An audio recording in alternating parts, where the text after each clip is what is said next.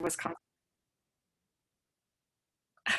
Thanks so much to the department for inviting me. And really, I have to say, a tremendous honor to be in this particular series. I mean, accessibility will be the explicit theme of my talk, but in the broader sense, I'm really just excited to be identified as someone whose work is considered to be accessible. I hope I hope you'll agree. And thank you so much to my friends at the University of Wisconsin, Jennifer Nelson and Sarah Carter, who I think had a hand in my invitation here. I'm going to start off just speaking a little bit to where I'm coming from. I'm phoning in here from Chicago, and I want to acknowledge that Chicago is the traditional homelands of the Council of Three Fires, the Odawa, Ojibwe, and Potawatomi nations. Many other tribes, including the Miami, Ho-Chunk, Sac, and Fox, also called this area home. And the museum I'm affiliated with, the Art Institute of Chicago, is located on unceded land that was moved to the shoreline of Lake Michigan after the fire of 1870, and therefore was not part of any treaty ceding to the United States. Today, Chicago's home to the third largest urban American Indian community that still practices their heritage, tradition, and care for the land and waterways. My talk is based on a few parts of my book, Accessible America, A History of Design and Disability. The book is about the idea of access as a relatively new concept that merged design's ambitions of functional improvement with the emerging notion of civil rights protections for people with disabilities. And I'm focusing on the US context, as my title would suggest. And I really make an argument that the stuff of accessibility, wheelchair ramps, accessible toilets, designated parking spaces, braille signage, closed captioning on videos are distinctive inventions in US history. While they're not exclusive to the US by any means, their application has a particular relationship to US political and design cultures. Most cultures of access are deeply local. And I would invite any of you to share ways in which you've observed local differences in these expectations, whether that's within the United States or around the world. And what I mean by different expectations is, what do we expect when it comes to access? Who do we expect to be there? What do we expect to be able to do?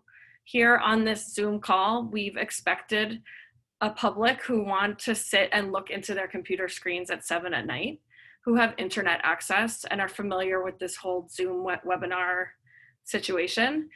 We've expected an audience who want to sit quietly for about 40 minutes of my talk and then pose questions or silently disappear. And we've expected that some members of the audience might need or want captioning. So we have live captioning, and I'll just ask Abby if you can send that link again in the chat so that people have access to it. Zoom actually provides forms of access that are not typically talked about as frequently. Here in this talk, you can lie down, you can listen while you're doing something else, you can stim or fidget or make noise, you can have your camera on or off to have your face and your body and your home space visible or not.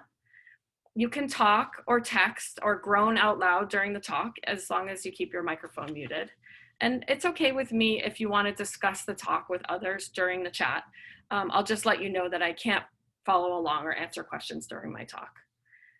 A lot of this is new to us. Being able to listen in on a talk without going to a place, sitting in a chair, navigating a crowd, was until earlier this year exceedingly rare for academia and for academic conferences. Remote and recorded formats were widely discussed and often requested by disabled people for academic meetings and lectures in the years before COVID, but they were usually rejected. For now, we don't know whether these new areas of access will remain with us over time. So let's use them while we can. So I'll pause here for a moment in case people want to explore the options available to them or find a comfortable place to be.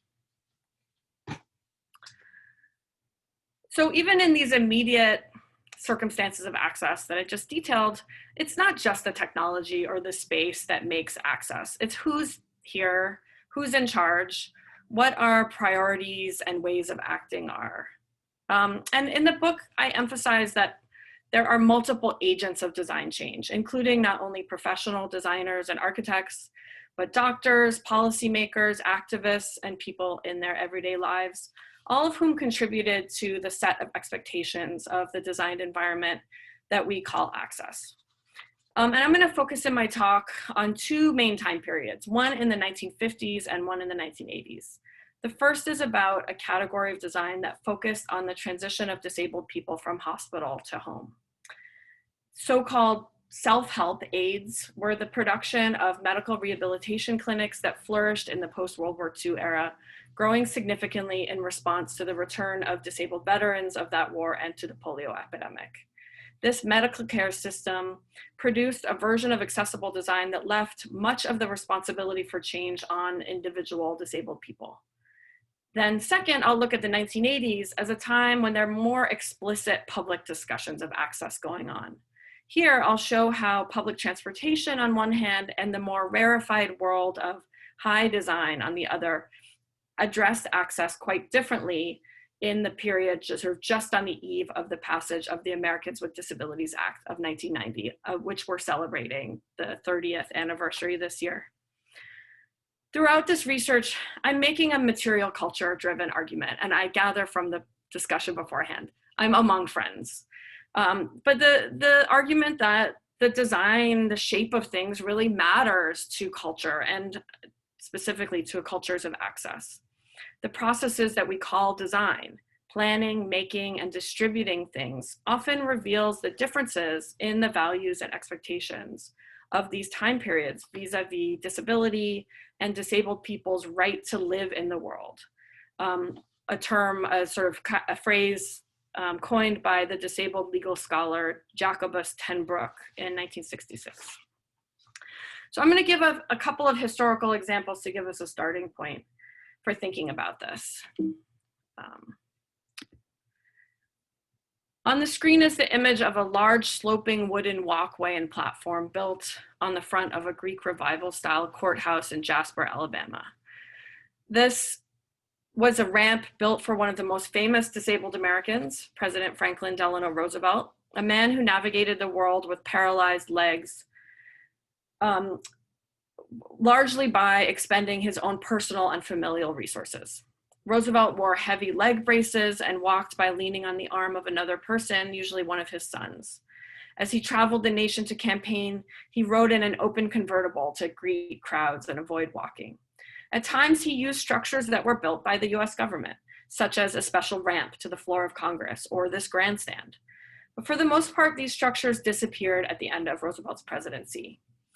In this case, they likely disappeared the day after the event it was built for. So this kind of work for design, this work of design for access lasted one day and was built for one person. Here on the left, we see a raw plywood plank with a single handrail laid across the low step of Kinley Hall at the University of Illinois in Urbana-Champaign. In the image on the right, 3 white men appear in a New York Times photograph of 1956. One is pushing another in a wheelchair up a step, up a steep temporary ramp across a side entrance to the New York Public Library, while the third man, who's identified as a library director, stands by. Throughout the 1940s and 1950s, there were increasing signs of access in public places, particularly places associated with education. At the University of Illinois, which is still the host of a nationally known program for disabled college students, there were over 100 wheelchair-using students at the university by 1950. Its program oversaw dozens of buildings being ramped and modified to improve wheelchair access. Likewise, the New York Public Library made the news for adopting this portable ramp in the 1950s. So in both cases, we might note how these ramps are a sort of minimum of access, and their differences show us that wheelchair access is not necessarily reliable, nor is it standardized across different places. These surfaces made for access also reflect contexts of race and gender. As my colleague, Amy Hamre, has pointed out, research sites related to accessible architecture included schools and private housing, which were also key places of segregation in the mid-20th century. So as a result, we can question the claim that accessible design is designed for, quote, all Americans, as some advocates claimed at the time.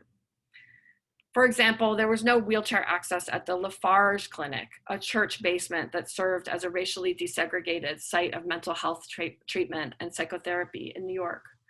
In photographs of the clinic, Black children play with abstract wooden blocks and baby dolls of different skin colors.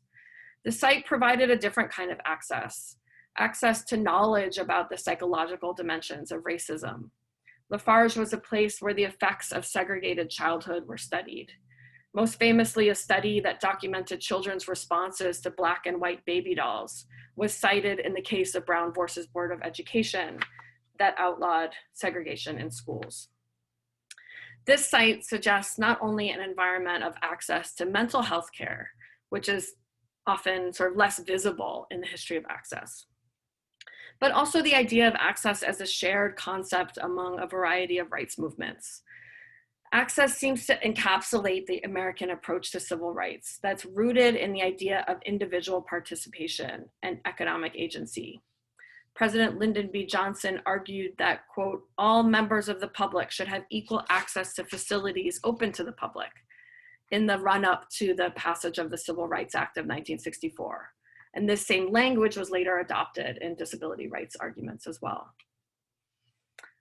Now, of course, we might also recognize that access is not the same as inclusion, even if those terms often go together.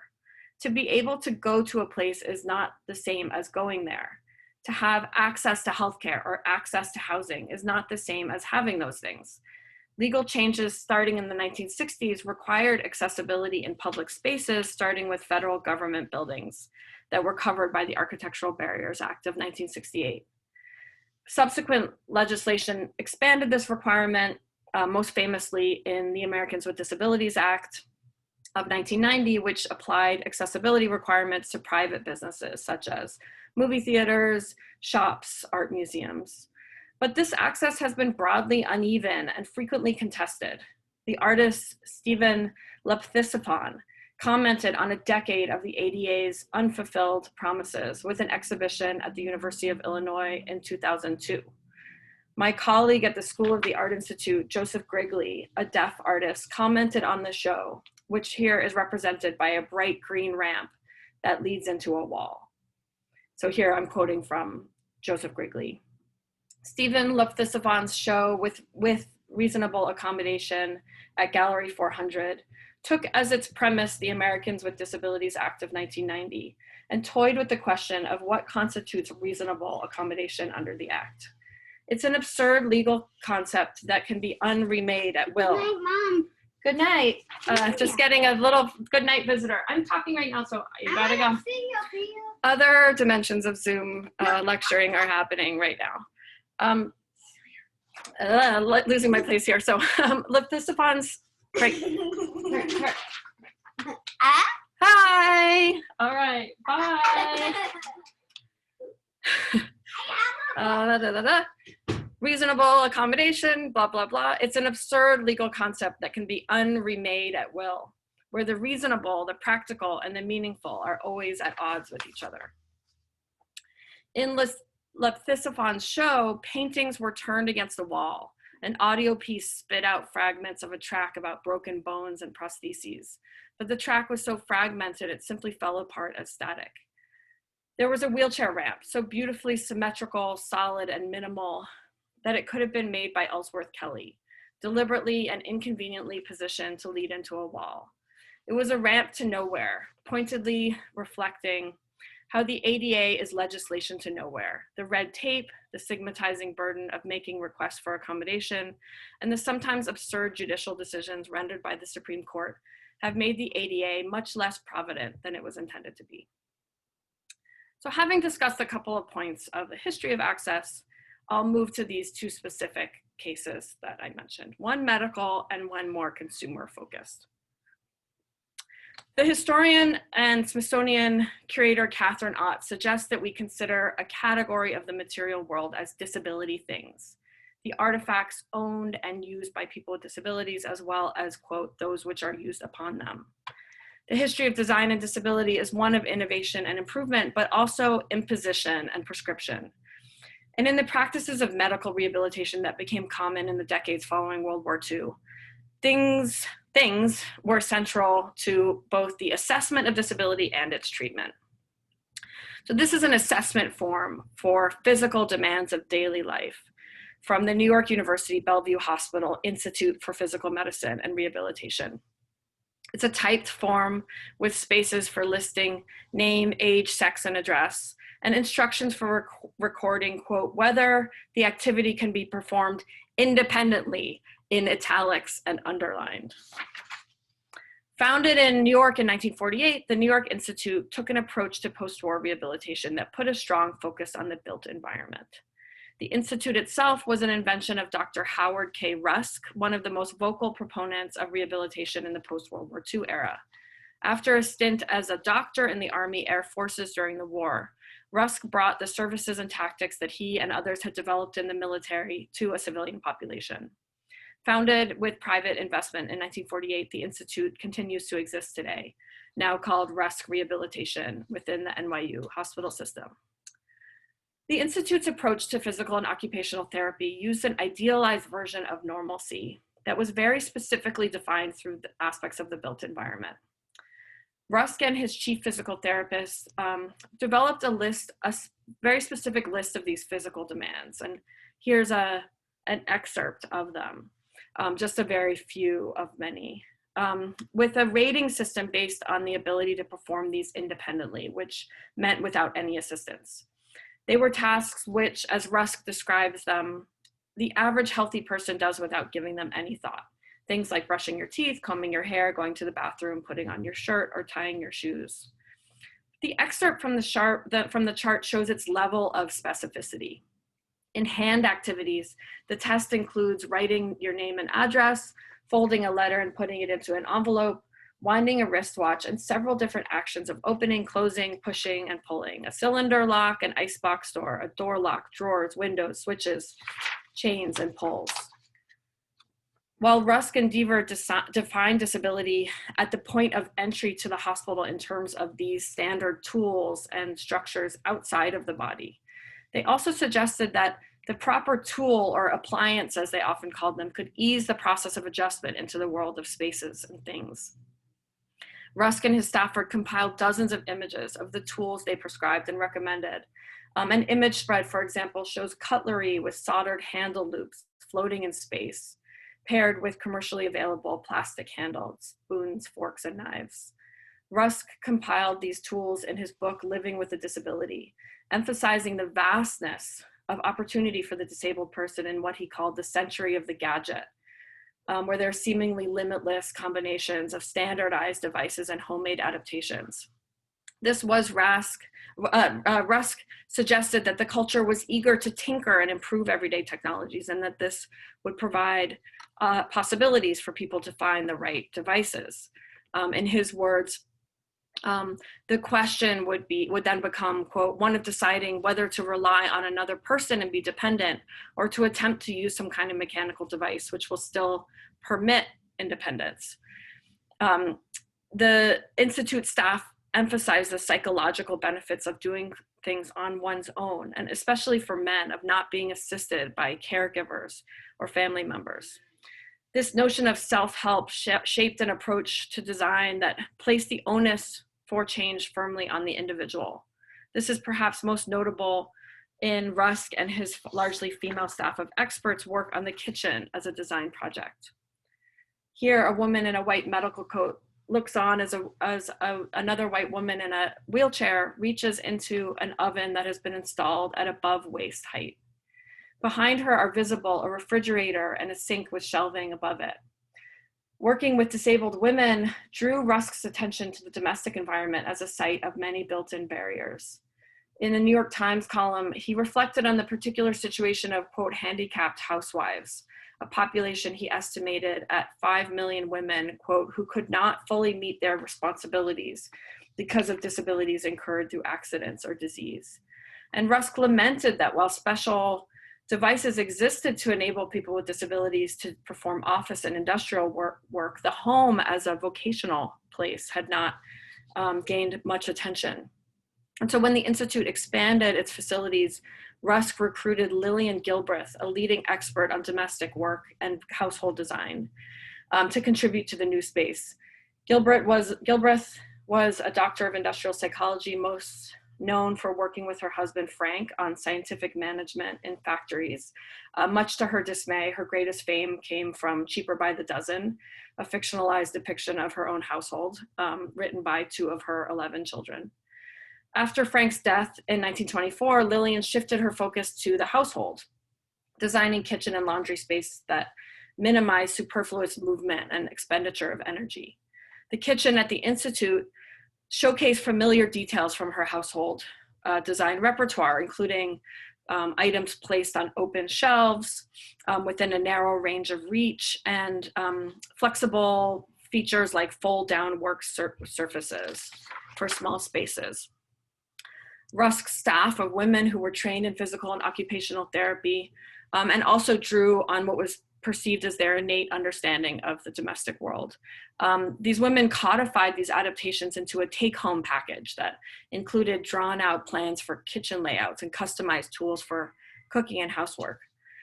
The Handicapped Homemakers Project at the Institute published a number of reports on women whose kitchens they had redesigned. For example, in this photo spread, photographs show a woman, Mrs. J, demonstrating the components of a customized kitchen that has been designed and built for her home in Queens, New York, by a staff at the New York Institute. In the images, Mrs. J, a wheelchair user, holds a commercially available electric hand mixer over a customized mixing bowl that's inset into a board that pulls out from the counter. In the second image, Mrs. J backs away from the special shelf to brace a pan in her lap to pour the batter in. And these are just 2 of 23 photographs published as part of the Institute's report. They show the variety of tools that the Institute staff designed: the pull-out shelf, a portable oven on wheels, electrical outlets that are installed at the front of the counter, a retractable spray nozzle faucet, pegboard, open storage, and a special apron that's made from a terry cloth towel secured with Velcro rather than tied at the waist. The focus on handicapped homemakers provided design attention that otherwise lacked in the world of consumer products and domestic workspaces. But it leaves us asking, was this a vision of accessibility? Rusk was firm with his patients that it was up to them to embrace rehabilitation and push themselves towards specific goals. For these women, the pressure was even greater given that the measure of their successful return to home was not just living at home, but working as a homemaker, cook, and childcare provider. The accessible kitchen with its rearrangeable tools and off-the-shelf products suggests a home customized approach to access, but it also still leaves the onus on this patient, not the society at large, to address problems of design. We can also wonder about the task outlined here, baking a cake. Was this Mrs. J's ambition? Or was this a physical demand of daily life that was prescribed by these rehabilitation experts? And I truly leave that open. You know, many of us would like to bake a cake. In framing these design approaches in the language of self-help, Rusk and his specialists envisioned a version of independence weighted with the concerns of what Paul Longmore calls the characteristically American ambivalence about giving and receiving charity. The pressure for men in self-help was to avoid women's help. The pressure was redoubled for women who had to help out not only themselves, but any other family members who might have lived with them. This ambivalence in which design improvement brings not only access, but increased pressure, shadows much of rehabilitation and indeed disability rights throughout the 20th century. So from this space of the rehabilitation clinic, I'm actually just going to pause for a second and make sure everything is like rolling. Okay, I'm just looking, everything's good. Okay, because I haven't been looking at you all otherwise. Thank you. From the space of the rehabilitation clinic, I want to move to another time frame, not very much longer, but when disability became the impetus for both creative intervention and backlash. If the 1950s world of Howard Rusk and his staff shows us the significant pressures of self-help as an access strategy, the 1970s and 80s reveal a time when civil rights were more explicitly part of design conversations, but gained a new politics of backlash. When Rusk and his team of mostly women therapists were engaging with knives, forks, and kitchens, there were virtually no laws requiring access. The Architectural Barriers Act of '68 covered government buildings only and included no enforcement, so was often neglected. After the passage of clearer measures, especially the 1973 Rehabilitation Act that barred discrimination on the basis of, quote, physical handicap, advocates, especially disabled people themselves, gained more leverage to demand access in civil rights terms rather than as a kind of charitable gesture. Thus, we get to a tangled story of the trans bus, a Department of Transportation commissioned project for the, quote, bus of the future that would improve urban transit while also serving to protect American bus manufacturers from international competition. In this photo of 4 buses lined up under a cloudy sky, we can see on the left the Chicago New Look bus, which actually by this point represents the old look. Designed in the 1950s, this was the dominant bus style in the US at the time, with its rounded windows and streamlined body. Next to the New Look bus are the 3 trans bus prototypes next to it, all lower, boxier, with simple stripes on the front and sides. Following the government's guidelines for the trans bus, these prototypes included plans for more spacious floor plans to make for more comfortable rides, a lower position on the road with hydraulic kneeling functions to make the buses easier to board, and space at the front of the bus to allow for installation of a wheelchair ramp. The buses represent a form of what we call universal design, before that term was widely in use. Its features emphasize service for a broad range of people, including older passengers and disabled riders, all packaged as the overall design improvement. That emphasis is suggested even in these human factors testing photos of the prototypes, which show older passengers standing and sitting, boarding through doors that slide away flat and out of the way, with space that could be a ramp. But importantly, these prototypes include plans for a wheelchair ramp. They were not actually manufactured at this stage. And almost as soon as the prototypes were released, GM, the biggest bus maker in the country, objected that the lower height and the wheelchair ramp were too much of a change and would require too much retooling to be produced. They raised questions about whether the lower height could clear bumps and snow, even though this had already been tested. And following GM's objection and another manufacturer's departure from the project, from 1976 to 1981, there were significant, very public battles over these buses. The American Public Transit Association, APTA, an industry group, sued the federal government over these regulations. Disability groups in turn, excuse me, disability advocacy groups sued local transit agencies who purchased buses that didn't have these accessibility features, and their widespread protests as a new, more radicalized disability rights movement started to target public transit association meetings in New York, Chicago, Denver, and San Francisco. This apologies, the organization that often protested, including lying in the streets, chaining themselves to convention doorways, and so on, is called ADAPT. And today we still see ADAPT active. If you see people like being dragged out of Congress in wheelchairs, that is ADAPT.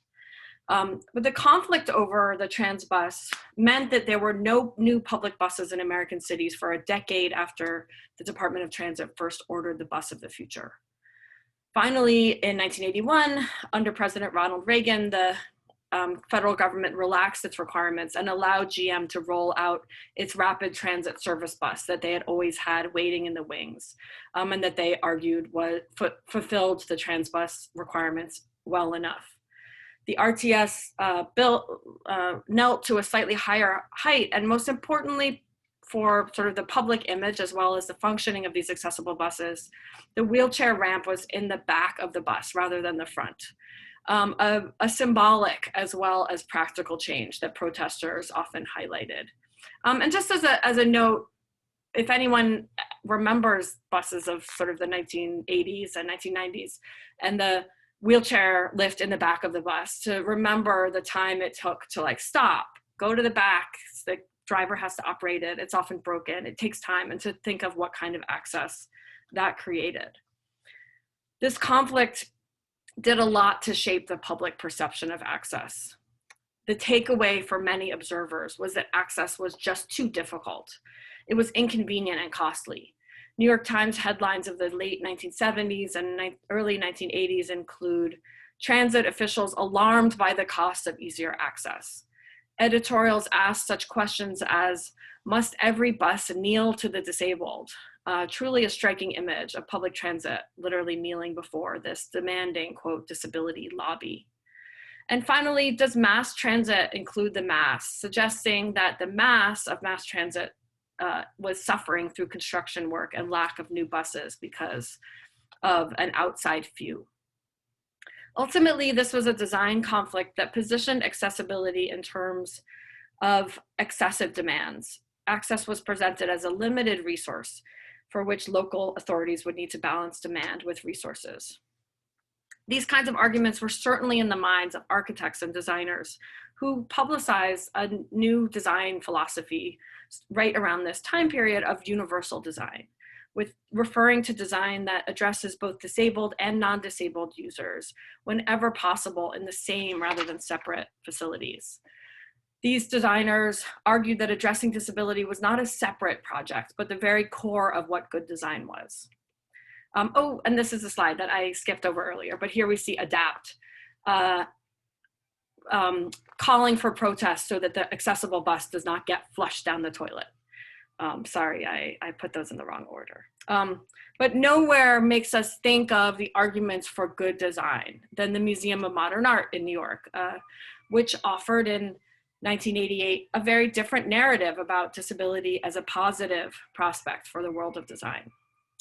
So if the trans bus is one artifact of the history of creating access, here's a kind of counterexample from not very long afterward.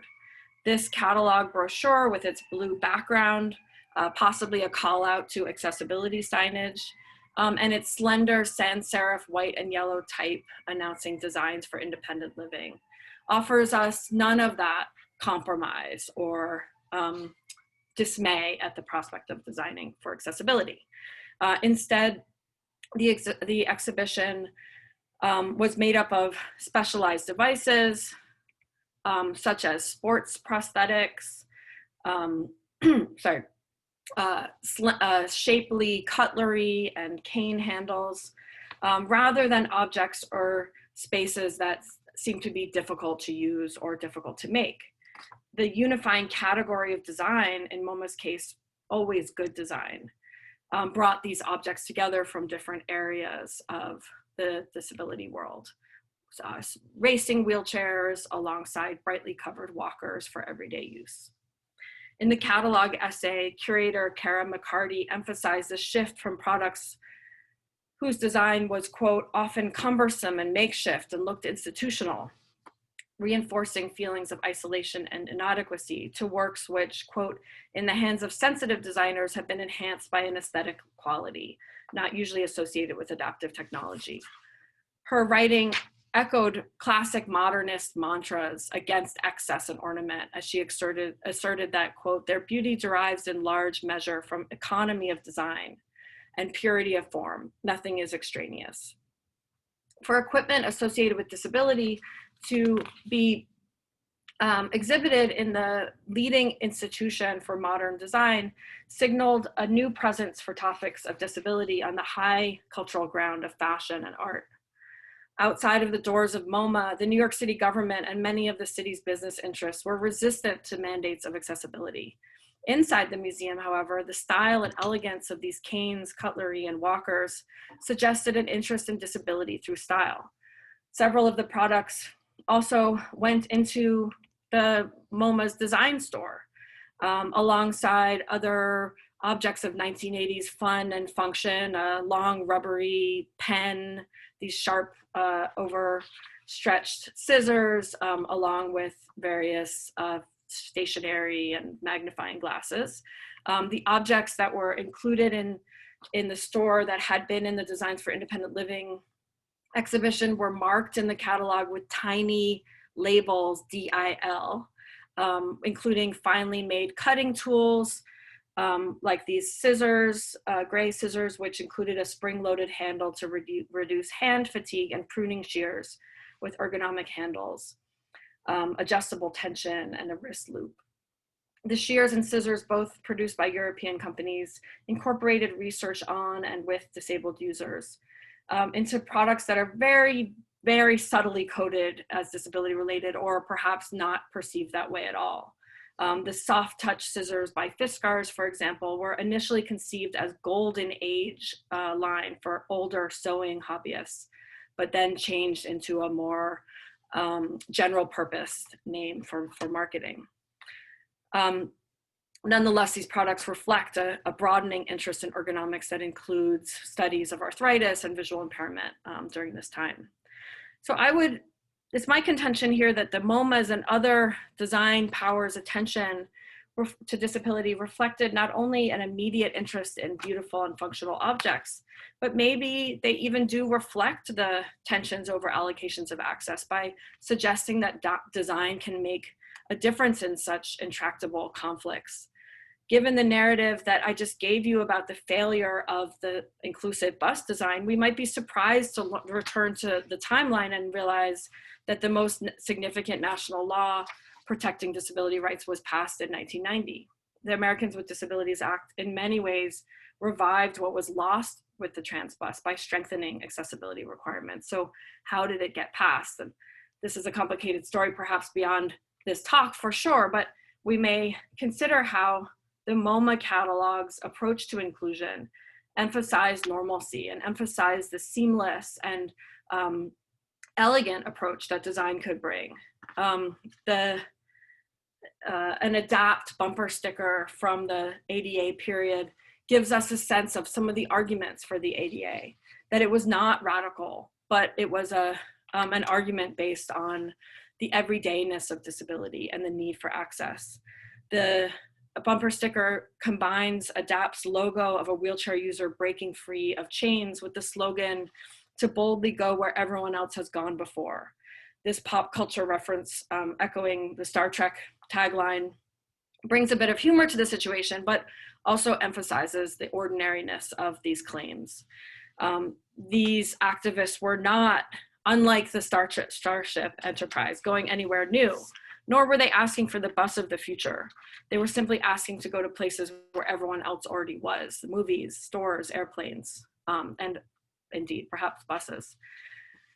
So a final example to sort of bring us back to the present here and wrap up the talk. A recent art installation encapsulates some of these issues through the gathering of artifacts from one artist's life. An array of evenly spaced, mostly rectangular flat objects lies on the floor of a small gallery space with wooden, rubberized, painted, and splintered textures in an erratic grid. Park MacArthur, exhibiting in a small gallery in the Lower East Side of New York, assembled this array of ramps that she has used to access various arts institutions in the city. Many of the ramps, the gallery reported, had been expressly made or ordered in response to MacArthur's own requests, including other small galleries as well as major art institutions like the Whitney Museum.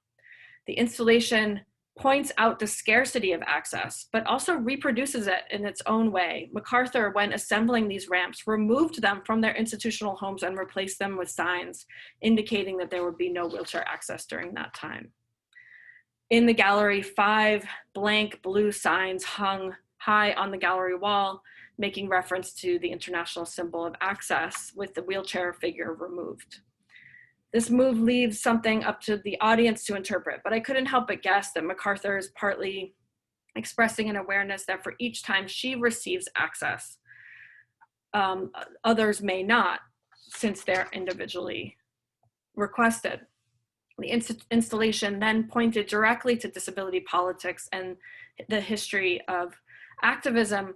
On the blank gallery wall, there's the internet access for a Wikipedia entry for Marta Russell, the former editor of the radical disability newspaper, the Disability Rag, and a major figure in activism in the 1980s and 1990s.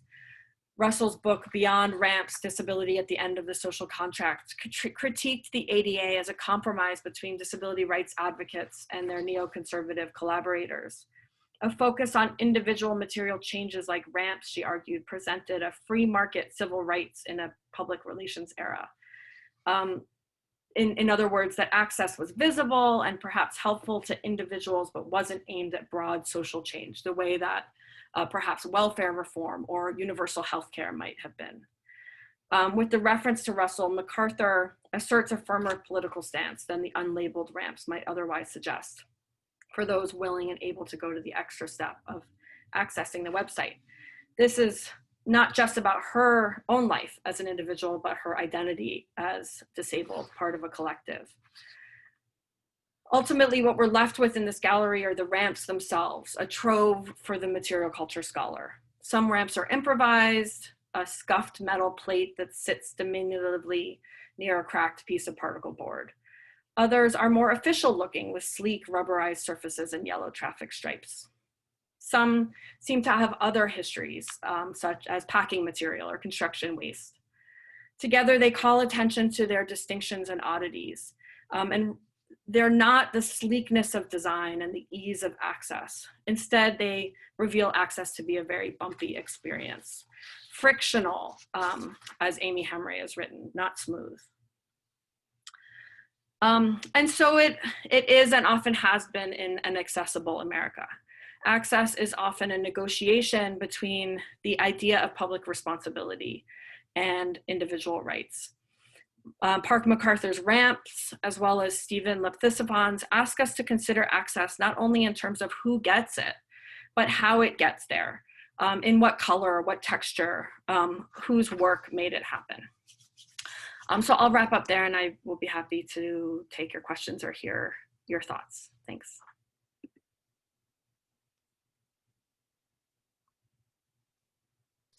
So for questions, what I will ask is for people to, yes, thank you so much. That was really wonderful. So it looks like people are, people have started to ask questions in the chat. Okay, give me 1 second. Sorry, this is my first time moderating one of these. Okay.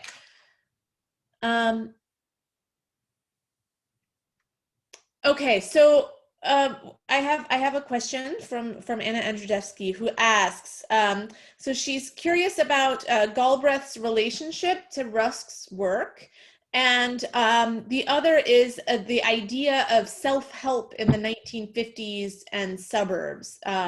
And then after I kept reading, says probably best if I ask in person. But if there are things that you can speak to there in terms of that relationship and the idea of self-help in the 50s and suburbs. Hey, Dr. Pruitt, this is Anna. May I just briefly clarify, since I was just trying to thank you. Thank you. Bess, thank you so much. I really enjoyed the talk. My questions, which seem abbreviated there, come out of my own research on single-family housing built for retired persons in Florida in the 1950s. And so the first question is pretty specific. I'm wondering if you can briefly speak to Galbraith's relationship to Rusk's work in housing, particularly the functional home for easy living, because he was involved with designing a home, certainly with James Rosati of St. Petersburg, who I know quite well. The second question, I thought your work on the idea of independent participation as it relates to rehab was absolutely dead on and fascinating and really, really important.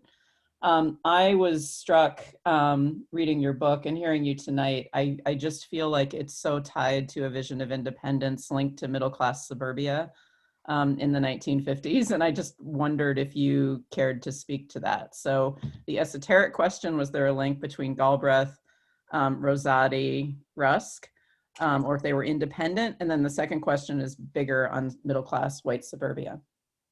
What a good and well-informed question. And mainly to just say this is well covered in the book, so I recommend checking it out, including James Rosati, a Florida developer who, I mean, anyway, I'd love to hear more about what you know about it, but who developed a community that included some of these designs. And there was this functional home model in the Rusk Institute that I got to see right before they tore the building down, where celebrities would stay if they were in the hospital. Like Joe Kennedy stayed in that house when he had a heart attack. And so it's sort of an interesting like New York story in many ways. But to answer, I don't know about Gilbreth to Rosati. She dies in 1960, so the timing is close. But she designed, I actually don't know that well exactly how this kitchen got to the Rusk Institute. Lillian Gilbreth, who some of you historians probably know her work quite well, you know, a major figure in household engineering, you know, home economics. But she designed a house for the American Heart Association for like an exhibition that they had. And my sense of Rusk is that he probably went and was like, we need that kitchen in our, he was kind of a mover and shaker. So I don't know whether he knew her personally, you know, schmoozed with her personally, or just got it there. But there's a great, anyway, I'm happy to email you. There's an article about this a little bit more specifically by a scholar named Laura Puaka that I can send you the citation for if you're interested.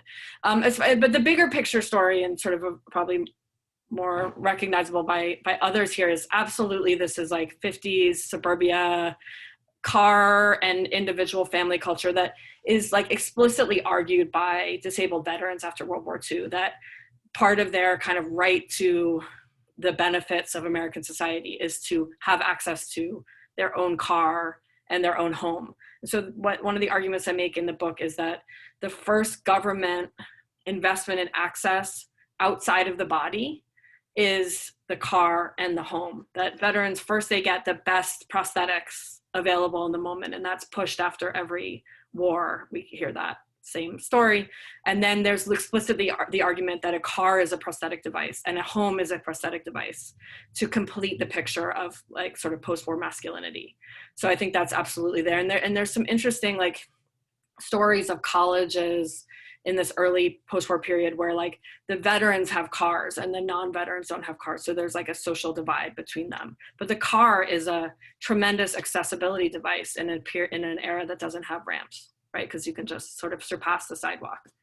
So there's quite a bit there informed by sort of post-war histories that we may be familiar with. So thank you. Thank you so much. Thank you. I think looking at the questions, I will just call on people, and I think it's going to be really difficult to translate some of these questions. Is that okay with you? Yeah, definitely. Okay. Yeah, all right. great. So Anne Smart Martin, I know you had a question. And so Anne has her face up, but it would be, I think, probably useful to see video as you're asking the question. Okay, I'm unmuting, but that doesn't mean that my husband's not listening to the radio behind me. I can't control that, but I said, in any case, I was really curious about two questions, but the first one would be the ways in which this whole idea of universal design and varied abilities can it be rethinked, and how is it being rethinked in terms of the COVID-19 distinctions about spacing and different variabilities? I'm just curious if you would comment on that. There's so much. I mean, I'd be curious to know what you are noticing, but because I think there, you know, without a doubt, our current situation is sort of reshaping our sense of what a public space requires, and so that has a lot of like, I think, potential promise for disabled people, you know, in terms of kind of consciousness of like space, things, automatic things, and investment in health and consistency in the public environment. That said, you know, we can already see how things are also tend to be applied unevenly. So and contested, yeah. Yeah, and contested, absolutely, of like who has the right to something, right? And what excuse do you need? I mean, and this is all, to me, like playing out in such immediate ways on our college campuses of like who gets to work remotely, or go to school remotely, right? Is that the ADA is not well suited to our current situation because we're in a public health crisis. And just to say, the ADA has its shortfalls because it treats disability as an individual experience. So you either have a disability or you don't have a disability. Whereas today we can easily say, like, our risk for COVID is very situational, where we live, where we work, who is in our household. And those things are not well addressed by the ADA. So the question of, how this will play out over time and whether it will make for,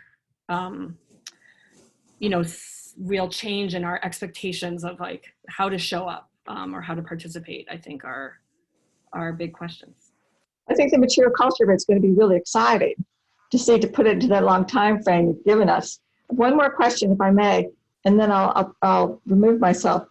Is the term disability itself is under challenge, right? To reframe as kind of varied ability. And that's something, go ahead. It's complicated. And I think most people would encourage like asking an individual, how they identify. But when talking about a group, I mean, my sort of perspective on it is because disability is a normal part of human life, there's nothing wrong with disability, and so there's nothing wrong with using the word disability or describing a person as disabled. However, they may not individually identify in that way. Overall, I'd say as a general principle, the people in the disabled community overall seem to reject kind of euphemisms like special needs, differently abled, because they so often come from an intention to kind of politely scuttle away the realities of disability. But box. Yeah, to put people, sort of in boxes. But then I think at the same time, certain conceptions like neurodiversity have done a lot to sort of change people's understanding that there is no, or that our senses of the norm don't adequately kind of encapsulate things like learning disability, autism, and so on. So, all of these things change at different times. But my experience in working with disabled people through this project is that, disabled is a real and cultural and political experience, and so it's good to use the word when we're being clear. But thank you so much. And I don't know if I've met you before, but we have many people in common, so it's great to meet you. Yes. Well, I'm excited to meet more of you. Maybe not here, but we'll talk again. Yeah, that'd be fun. Thank you. I think Natalie was next. Natalie, are you here? Yeah. Hi, Natalie. Oh, there you are. Hi, Bess. It's really nice to see you. Hi. This talk was fantastic. Thanks so much for being here. And for speaking about your research, which is always just terrific. I have a question. I'm wondering if we might be able to have a little bit more of a conversation, or if you could elaborate on some of the boundaries around self-help designs. This is sort of a selfish question, because what I'm finding with the functional fashions research, and for others who are here, I've been doing a little bit of research on the functional fashions clothing line that came out of a collaboration between the designer Helen Cookman and Howard Rusk and a lot of his employees at the institute at NYU. And yeah, I think what I'm finding is that that Cookman and her collaborator there, Muriel Zimmerman, sort of started out with calling the line explicitly self-help designs. And the book that they wrote together is sort of guided toward other people who are wanting to make clothes for themselves. And as you said, this is sort of very gendered, like this is really directed towards women who are meant to be creating this accessibility either for themselves or other people in their life. But that was sort of, I think, seeing is that they view that really as a band-aid sort of solution until the functional fashions line that they created would be available for other people. So I'm trying to figure out in my own research if it's still self-help designs when the line becomes more widely available, or if it's still self-help if self-help designs if someone is aiming to make it more widely available. I'm finding That's an interesting question. I'll just jump in if it's okay, just for the interest of just getting to some answers. I'm first of all, just to share with the audience that Natalie has done some amazing research on this like fashion line that came out of Rusk's Institute and put together a great sort of special exhibition at the Milwaukee Art Museum, which is that still up? No, it's not still up. No, but you know, really interesting. These like major American designers, Levi's and Bonnie Cashin or whatever were. Their work was included in this line, but what I'm getting from your question is like, is it still self-help if the goal is to move away from homemaking adaptation to sort of a mainstream line? And I would say, you know, for me, the self-help shop, as it was called within the Rusk Institute, absolutely included things that were commercially available, and a lot of them, like that cutlery that I showed with the big handles, are, you know, sold through like hospital supply, doctor supply type catalogs. But others are just off the shelf things like, you know, Natalie, as you know, when Velcro came out, that people are quick to recognize its application, but other, you know, kinds of you know, fabric and stretchy things and soldering and so on. So I think self-help is actually more about the individual disabled person, like figuring out what is useful to them. Or like if you think of the kitchen, right? It's not the products. Like a stove is not a self-help stove, but the kitchen is a self-help kitchen because you've figured out, there's a lot of like, you figure out what to use, and those things might be in the marketplace, or they might be made themselves. I mean, one thing just, Natalie, that you might want to take a look at is in Living with a Disability, Rusk specifically says, people are always coming to me with ideas of things that they think should be made. But the reality is, these things are so specific to each person's body that they're really not viable as mass market products. And I wonder if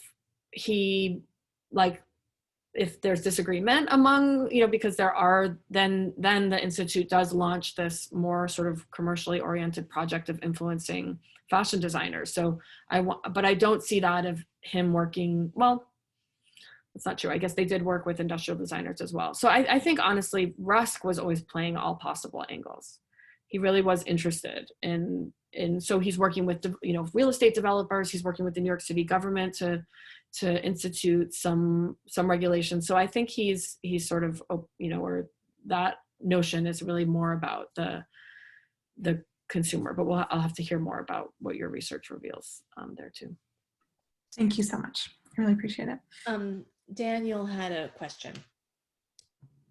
Okay, great. Bess, first, thank you for that talk. It was wonderful.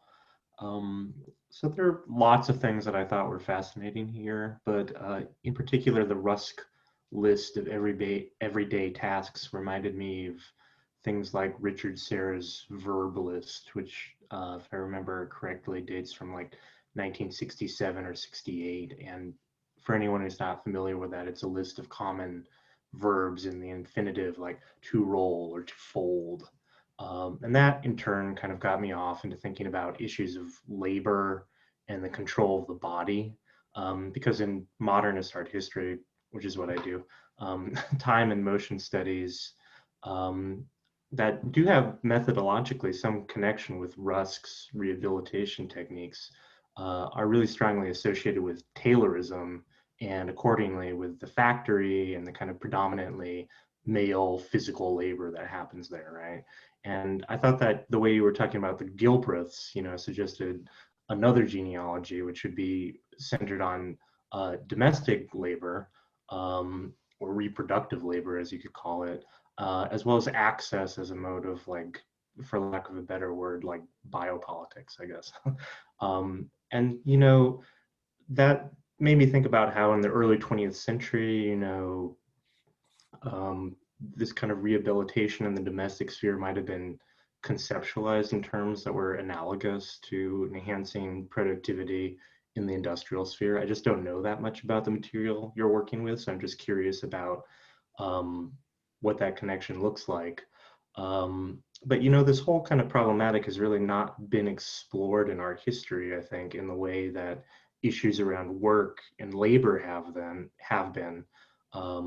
Even in the context of things like, you know, Helen Molesworth's like work ethic exhibition and catalog, which is like a really fascinating project, but doesn't really address these kind of issues of access and disability, right? So what I'm curious about is, you know, whether your work might be considered not only a contribution to design history, but also maybe as a revision to what are already, I suppose, already usually thought of as revisionist histories of Taylorism and labor in the 20th century, right? So, I mean, to be really speculative about it, you could imagine like a version of something like Anson Rabenbach's book, The Human Motor, but written with disability and access at its center rather than kind of like the idealized proletarian male body or something like that.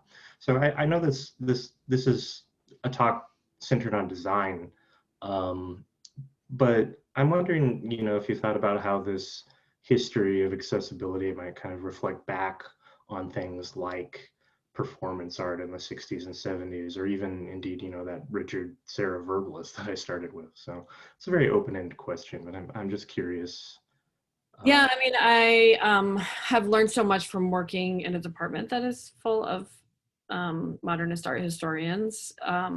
So I have been able to make, you know, some connections, and, you know, I included in my talk 2 artists' installations for that reason, right? That I think there is a strain of artists, including Joseph Grigley, whose work is, you know, not often explicitly about his deafness, but is at times and sort of about the recording of things and communication and archiving all notes between people and things like that.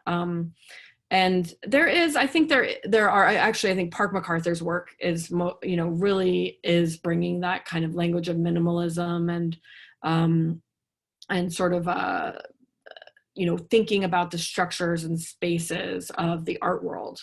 Her installation at the MoMA last year was like simultaneously about access in the space and about the real estate project that has allowed MoMA to continue to expand. And so I think is really bringing together some of these questions about sort of the productivity of accessibility, as you just noted.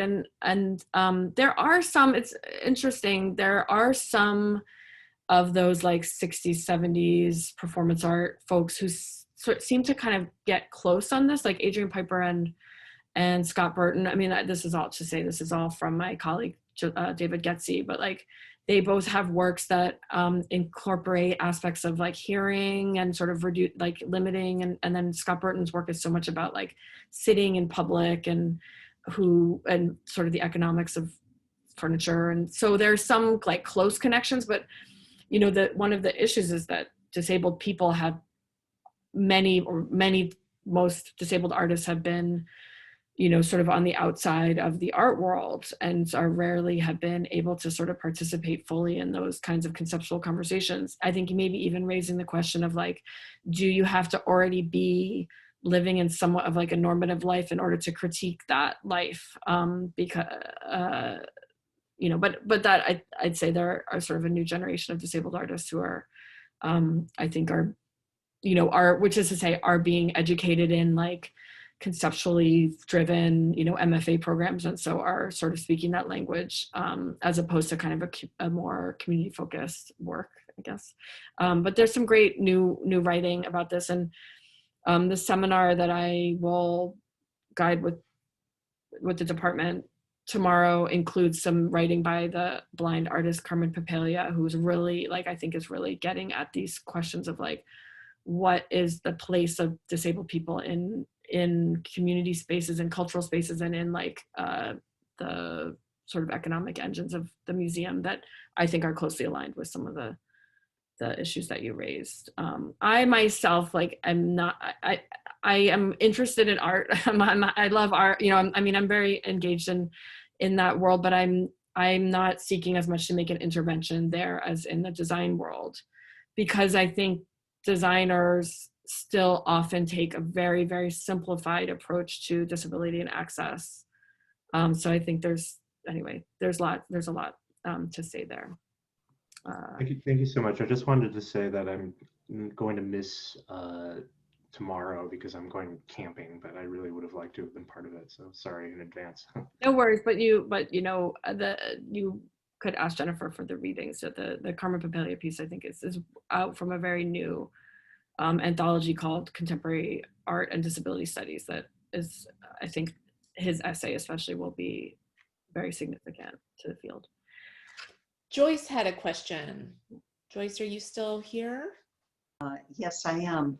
I have a question about how the whole issue of access goes from home to public spaces. You talked a little bit about how buses incorporated that. Part of that, what is the historical perspective in terms of cut curbs, parks that have are paved so people can get through them on a solid surface? So does that become part of all of this, or is that a later addition to this concept of accessibility? So it's kind of right in between the moments that I was addressing, and I do talk about in the book. So you got a little bit of it when I showed the image of the ramps on the, you know, at the University of Illinois, is a significant place for, it just has like a critical mass of, you know, young, promising, you know, disabled people who are, you know, able to ask for the campus to be designed for them. So that's sort of in the late 1950s and early 1960s. And then, as I mentioned, there's a federal law in 1973 that it's just like it's a weird little clause in the law. I think nobody really expected, it wasn't even debated on the floor of Congress because it was put in at the very last minute, but which says federal programs cannot discriminate on the basis of physical disability. And that clause, section 504, creates this kind of storm of like, how do we interpret this? What does this mean? Is it enough to just say, you know, literally like riding on a bus? Is it enough to say, I'm not going to actively prevent you from getting on this bus? Or does the federal law require that that bus needs to have a lift in it? And that's the basis of a range of nationwide protests and organizing. And so there are regulations in 1977 that require much of all the spaces that you mentioned, national parks, any place that gets federal funding, you know, so that's college campuses, you know, transit systems. And so it creates both access as a much wider and enforceable requirement, and it also creates a lot of the controversy that sort of, so the trans bus is kind of a part of that.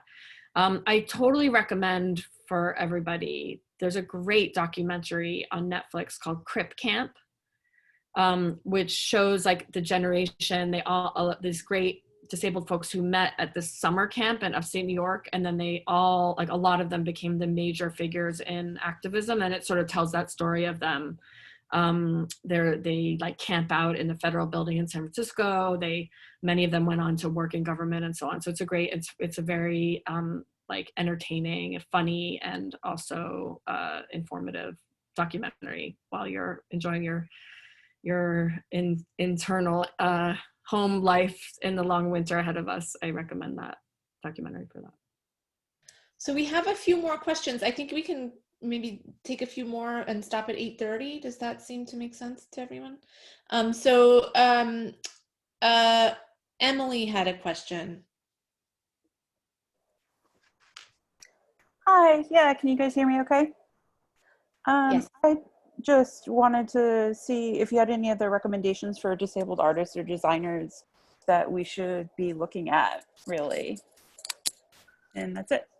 Yeah, a lot of great sort of voices are, I think, emerging at this moment. I mean, I think especially in the art world, I mentioned Park MacArthur, Carmen Papalia, who has some really interesting work, and it's quite available on YouTube around like being in public as a blind person.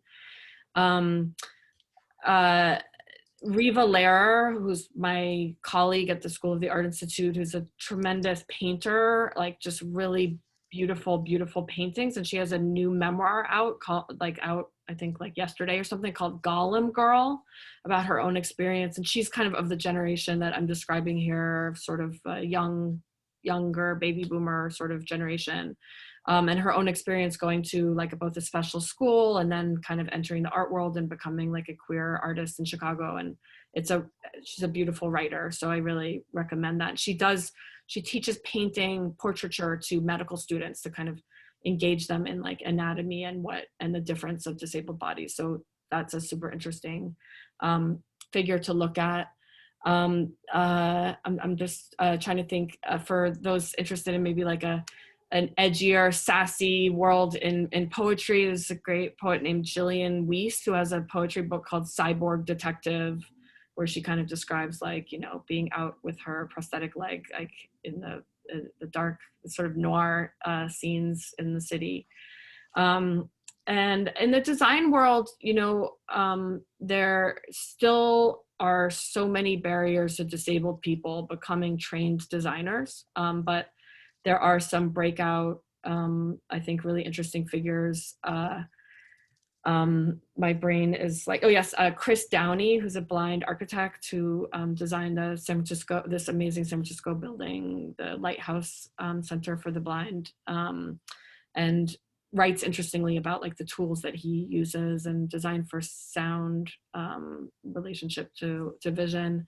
And one of my dear friends and friends with Natalie, who asked a question earlier, Liz Jackson, she's like very visible on Twitter, but she's a big advocate for the role of disabled people in design.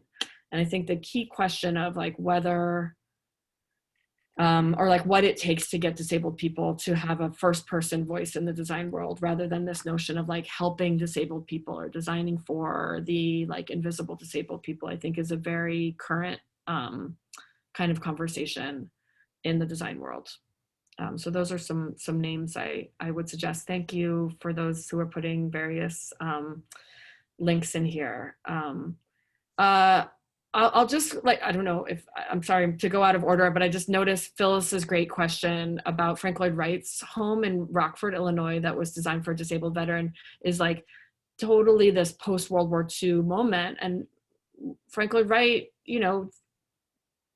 he was quite interested in sort of designing homes that were accessible, which is to say affordable for a broad population in the post-World War II period. And so his houses, it's interesting because I don't think he personally was particularly interested in accessibility as a global concern, but his architecture is very easily adaptable to wheelchair access because it's flat.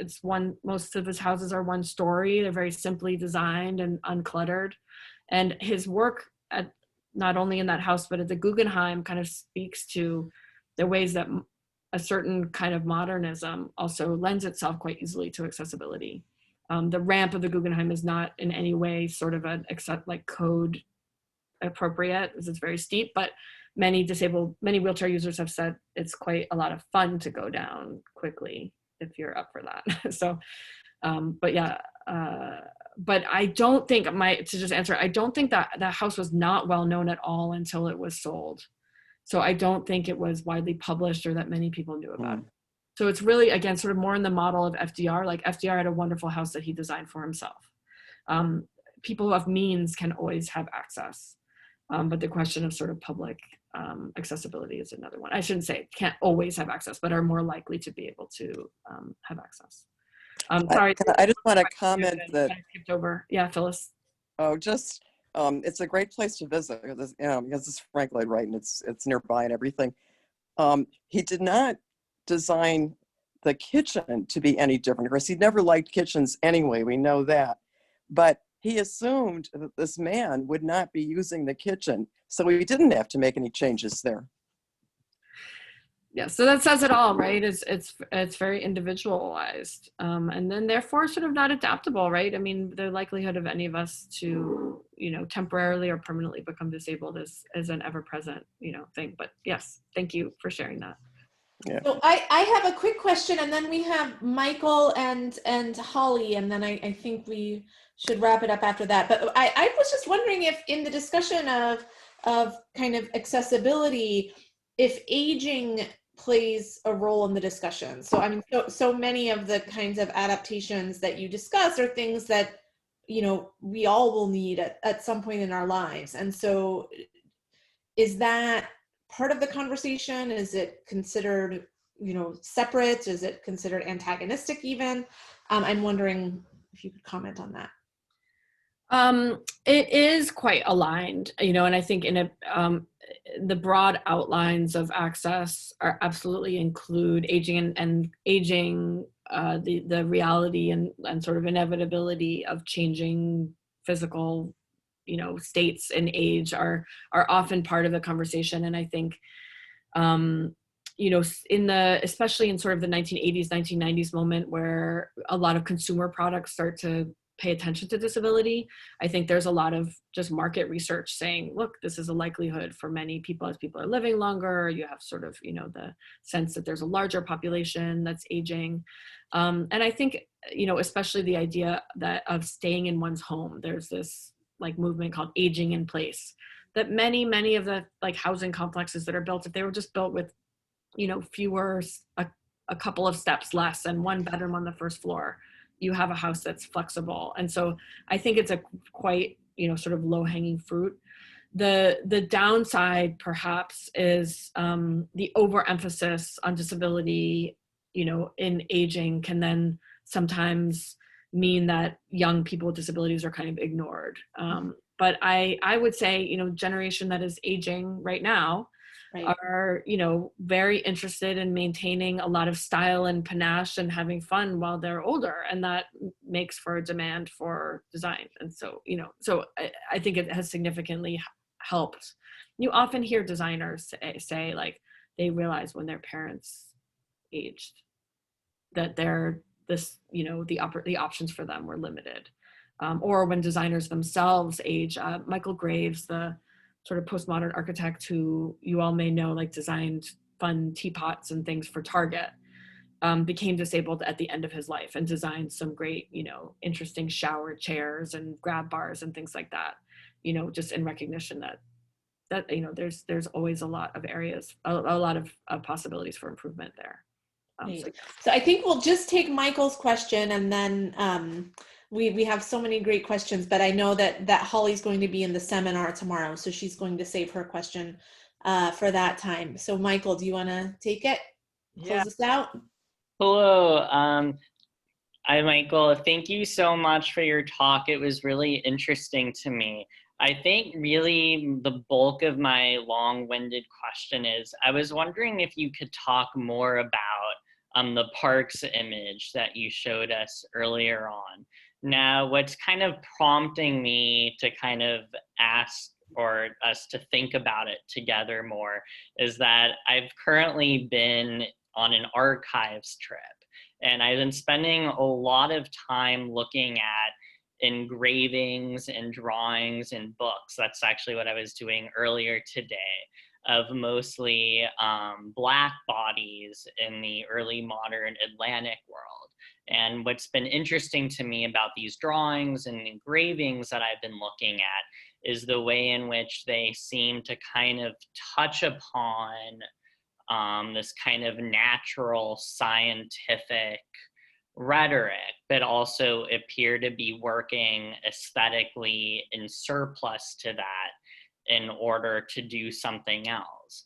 So in terms of thinking about the longer histories of disability, not just in kind of a contemporary framework, but also perhaps a longer historical moment, I was wondering if you thought that there might be a way that we could think with this really interesting image that you bring to our attention and kind of use it as a way to think about what might be the stickier moments of thinking about the histories of disability, in particular its relationship to Black bodies, Indigenous bodies, and trans and queer bodies, if that makes sense. Yeah, so on the one hand, I think, all of these categories of marginalization are, have interconnections and intersections. That said, the history of disability and the history of disability rights has often focused on white people because white people have been the focus of design attention in the US for the most part. And so, that image I use partly because, and this is partly subject to sort of new research for me, but there's very little coverage of like what was happening in segregated parts of the US in this moment, right? There's like, if we're talking about polio hospitals in the 1950s, like, there, some are open to non-white people, some are not. And so on. So this is a distinctively sort of segregated history. That actual photograph, just to answer most literally, comes from a series that Gordon Parks did with Ralph Ellison, like with photographs that illustrated the Invisible Man that were published in Life magazine, I think. And there was an exhibition of those photographs at the Art Institute a few years ago. And I was like, what is this clinic? And so I looked up, and so I don't think this, yes, I think this image. So Parks kind of brings that storyline to An Invisible Man, which itself suggests, the psychological tolls of racism. So I do find it quite interesting, but it is difficult to tell to what extent Parks is kind of engaging with the clinic as opposed to with kind of Harlem in general in that photo series. But, to answer, I mean, there've been some, some of the core arguments of disability studies are around, the outcomes of normalization or standardization, right? Of like when, the statistical understanding of the normal body or normal psychology, and that disability is, co-constructed with normalcy in the 19th century as, in terms of describing various characteristics, physical, sensory, cognitive, that are considered to be abnormal.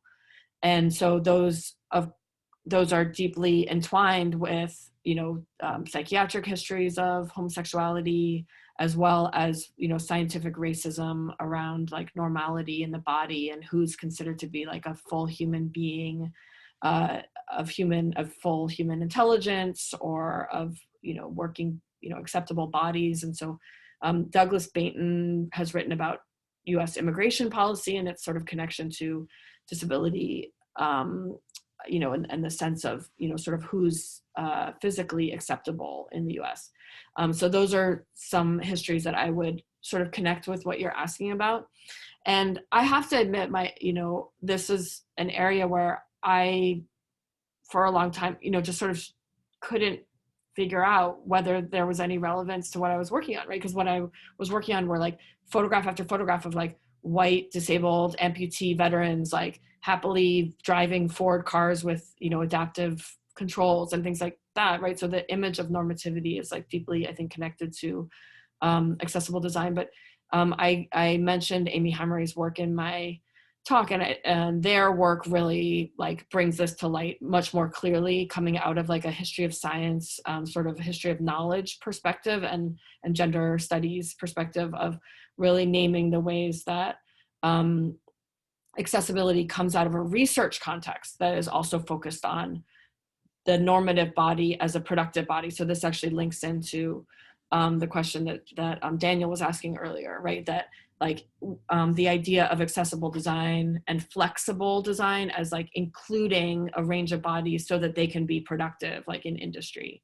and then ultimately sort of in society as well. So I think, I don't know, I guess my main perspective is of design as a normalizing activity as well, that modern design tends to, seek standardization and therefore not often incorporate what's seen as non-standard or, you know, outside of the standard deviation, as they say. So does that resonate with what you're asking? Yeah, no, thank you. I mean, it was just I found myself once you showed it that I couldn't, you know, stop thinking about it, because it's such, I think, a really fascinating and also complex picture that seems to be working in different ways. And I think you touch upon the different, but also even at times potentially contradictory ways that it seems to be operating. And so thank you. And just to say, you know, two very significant scholars at the University of Wisconsin's work kind of addresses this. I think especially Ellen Samuel's work, Fantasies of Identification, who's in Ellen's in the English and Gender Women's Studies departments at Wisconsin, you know, is all about like fingerprints and you know, mug shots and the ways that photography kind of you know, addresses sort of identification. And then Sami Schock in Gender Women's Studies, who you know, deals with like speculative fiction in relationship to race and gender and disability, that, you know, these are like realms that literature scholars have covered really well. And I guess I see my task in a lot of ways of trying to figure out like where design as a much less expressive creative form is addressing them in ways that are usually not as explicit or visible. Well, thank you so much, Bess. Let's give her another round of applause. Thank you. That was really, oh yes, that's a good one, Abby. This was really fantastic. And just a reminder, so we will be having a workshop tomorrow at noon. So if you're interested in the readings, just send me an email. And that workshop is for graduate students and